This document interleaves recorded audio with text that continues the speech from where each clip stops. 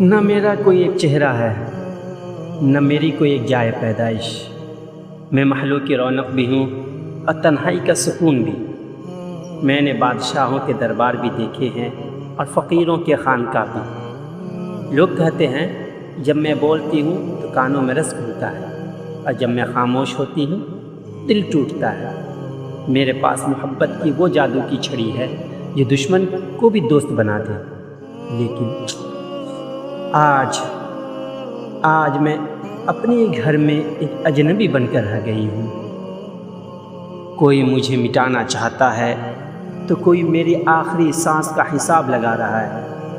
لیکن رکے، کیا آپ نے مجھے پہلے پہچانا یا نہیں پہچانا؟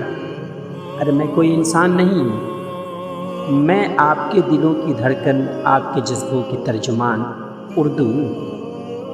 یہ میری کہانی ہے، میری اپنی زبان۔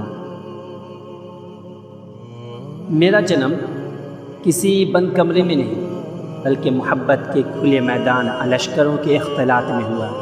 میں نے گنگا جمنی تہذیب کی گود میں آنکھ کھولی۔ میرا ماضی کتنا شاندار اور تابناک تھا۔ میں نے دلی کے لال قلعہ کے فصیلوں پر راج کیا ہے، جامع مسجد کی سیڑھیوں پر عواموں کے دلوں کو چھوا ہے۔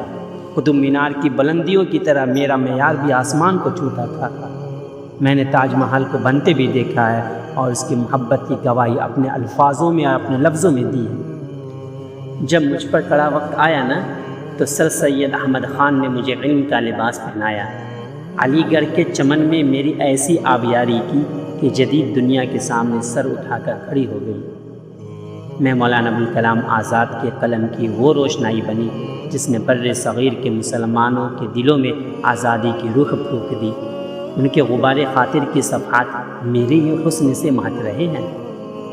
میں میر تقی میر کی آہوں میں سجی غالب کے لاجواب اور اچھوتے تخیلات میں پروان پر چڑھی، داغ دہلوی کے چٹخارے دار لہجے میں جوان ہوئی، اور کلیم عاجز کے اچھوتے انداز نے دل میں سجایا تو سعادت حسن منٹو کے بے باک ناول نے مجھے پیار کے سیج پر بیٹھایا۔ اور ہاں، جب میں نے صنف نازک کا روپ اختیار کیا تو پروین شاکر کے خوشبو جیسے احساسات کے ساتھ ان کے ریشمی آنچل سے لپٹ گئی۔ جہاں میں نے محبت کا وہ مان دیکھا جو اس سے پہلے کسی نے نہیں دیکھا تھا۔ میں نے جون ایلیا کی اس وحشت اور برہمی کو بھی اپنے اندر سمویا جس نے روایات کو توڑ کر مجھے نوجوانوں کی دلوں کی دھڑکن اور جنون بنایا۔ ارے ابھی کل ہی کی تو بات ہے جب منور رانا نے مجھے ماں کے قدموں کی مٹی بنا کر مجھ میں وہ تقدس بھر دیا کہ میں زمین سے اٹھ کر عرش معلیٰ کے سامنے سجدہ ریز ہو گئی۔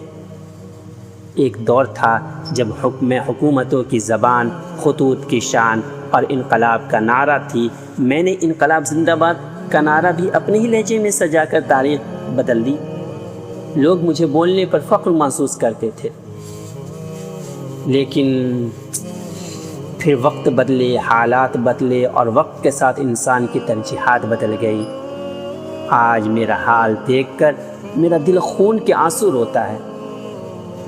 جن لوگوں کو میں نے بولنا سکھایا، جنہیں میں نے تہذیب اور تمیز کا فرق سمجھایا، آج وہی مجھے پسماندگی کی نشان سمجھتے ہیں۔ اپنے بچوں کو میرا ایک لفظ سکھانے میں انہیں شرم آتی ہے، جبکہ غیروں کی زبان بولنے پر فخر۔ مجھے صرف شاعری، غزلوں، جذباتی مکالموں اور فلموں تک محدود کر دیا گیا ہے۔ مجھے کاروبار، سائنس اور جدید ٹیکنالوجی کی زبان بنانے کے بجائے ایک کونے میں پرانی الماری کی طرح سجا کر رکھ دیا گیا ہے۔ میں اپنے ہی لوگوں کی نظر اندازی کا شکار ہوں، جیسے کوئی بوڑھی ماں اپنے ہی بچوں کے عالیشان محلوں میں فالتو ہو جائے۔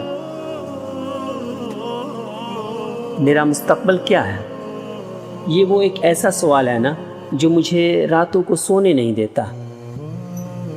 اگر یہی بے رخی قائم رہی نا، اور اگر میرے اپنے ہی مجھے لکھنے اور پڑھنے سے کتراتے رہے، تو شاید آنے والی نسلیں مجھے صرف تاریخ کی کتابوں میں ڈھونڈیں گی۔ میرا رسم الخط بدلنے کی کوشش ہو رہی ہے، مجھے مٹانے کے منصوبے بن رہے ہیں، لیکن میں اتنی جلدی ہار ماننے والوں میں سے نہیں ہوں۔